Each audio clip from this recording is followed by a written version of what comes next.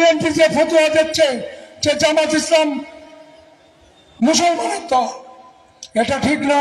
আমি এখানে কথা দিয়ে যাচ্ছি, মুহাদ্দিস রবিউল বাশার সাহেব, আমি বলতে চাই যে হিন্দুরা উনি প্রধান সুরক্ষা দেবে হিন্দুদের, মুসলমানদের চাইতে হিন্দুদের বেশি সুরক্ষা দেবে।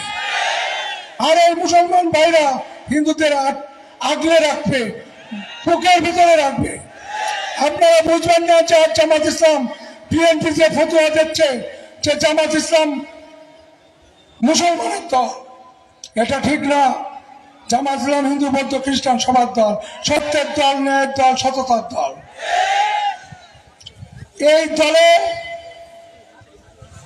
হিন্দুরা মনে করে যে বৈষম্য থাকবে। ভাই, আমার নাম কৃষ্ণনন্দী, আমি বাংলাদেশে হিন্দু প্রার্থী একজন।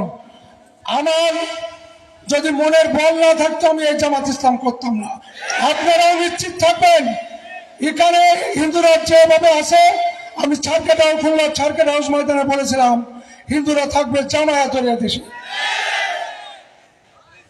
আপনারা একবার এই জামাত ইসলামকে ক্ষমতায় এনে দেখুন যে আমরা আর ভোট চাইতে যাবো না লোকের কাছে, যারা লাগবেও না আমাদের।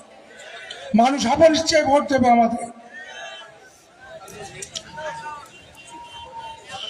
সারা বাংলাদেশে আপনারা জানেন যে সারা বাংলাদেশে একটা দাড়িপাল্লার একটা গণজোয়ার উঠেছে। এই জোয়ার কোনো মতেই থামানো যাবে না।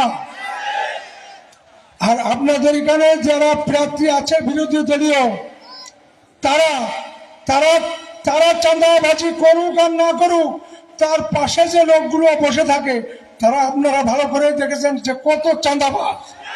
5ই আগস্টের পরে মানুষকে কিভাবে নির্যাতন করে চাঁদা দিতে হয়েছে সেটা মানুষ, এখানকার মানুষ 12 ফেব্রুয়ারি নির্বাচনে মুহাদ্দিস রবিউল বাশারকে 2 প্রার্থীর চাইতে ডবল ভোট দিয়ে প্রমাণ করে দেবে এই এলাকার।